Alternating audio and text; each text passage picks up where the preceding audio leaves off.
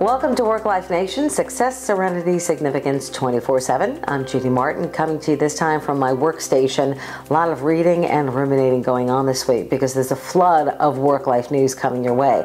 But first, I just want to share a story. 20 years ago today, I covered the Avianca plane crash, and I was a cub reporter. I witnessed death and destruction as well as the resilience of the human spirit. And today, I had the opportunity to really sit down with some of the rescuers and the survivors and discuss how we all went on despite that huge disaster and human tragedy, human loss. It was an amazing discussion. And I realized, thinking back now, it was really my first experience, depth of experience, with the work-life merge. So coincidentally, this week, there's a lot of big news coming your way. Some of it is coming from the Center for American Progress and the Center for Work-Life Law. And then there's more news from Fem 2.0. That's a blog that very specifically looks at society's issues through female voices. So here's what you can expect to see this week. People from across the globe snapped photos in front of the Wall Street Bull, an icon of American prosperity. But it seems the workers behind the dream are getting the short end of the stick.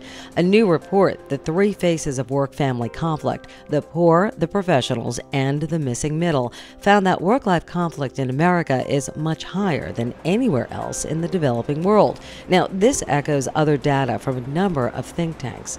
The findings by the Center for Work-Life Law and the Center for American Progress claim Americans work longer hours with fewer laws to support them regarding paid maternity, paid family leave, and paid sick days. On top of that, there are no laws governing the right to request work time flexibility without retaliation. Addressing these concerns in Washington and the workplace seems to be a slowly evolving process. Dana Friedman has been tracking work-family issues for 3 decades. Here's what she had to say at a panel discussion hosted by the National Association of Mother Centers. Employers are beginning to reinvent work, and it's totally necessary because we're in a knowledge economy. We're not in the industrial mode. It requires a shift in attitudes and culture.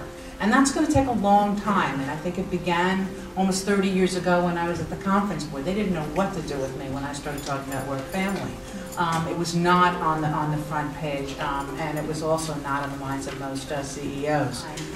Necessity drives invention. And in fact, a former professor of mine, Harry Levinson, who had a psychoanalytic approach to organizational behavior, said, there won't be change unless there's pain. You know, organizations have to feel it, that there's a problem before they'll act. It's not just... The road toward better work-life legislation might be bumpy, but it is stirring debate. Fem 2.0 is a blog that tackles society's issues with feminine voices.